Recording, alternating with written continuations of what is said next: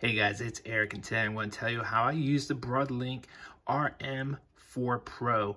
Now, a lot of people use this for various things when it comes to TVs and receivers, but this thing is so much more.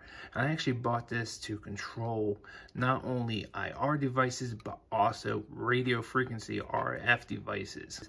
My original plan was to control a wireless fan that I use in the living room, and then have this in another location where I can use the IR, because IR or infrared has to have direct line of sight. So I'm going to be using it on this eye candle, which has a little IR wireless candle in there. And then also on the floor right here, I have one of these floodlights for my backdrop that I use RF to control the brightness, color, and on and off with that, which works quite well with the Broadlink. No problems whatsoever.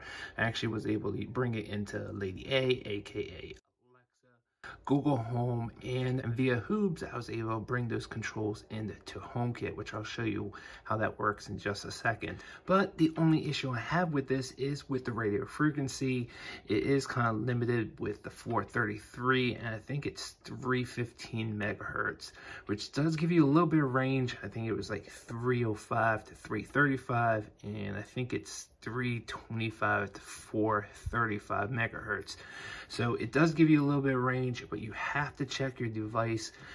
Like I wanted to use this with a fan, and unfortunately my fan uses like 303 megahertz. So I had to get another device called Bond, and that worked with a lot more radio frequency devices, where this is better for like IR devices. As long as you remember, this does have to have line of sight of those IR devices.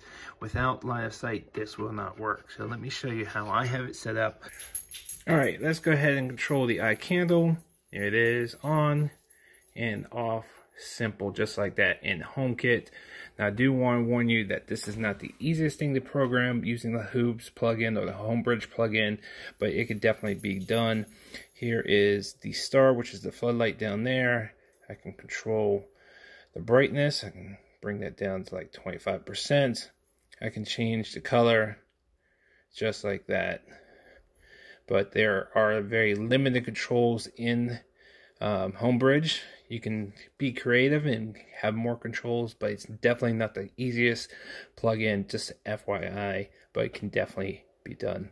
So that is the Broadlink RM4 Pro, and this is how I use it. Thanks for watching, guys. See you on the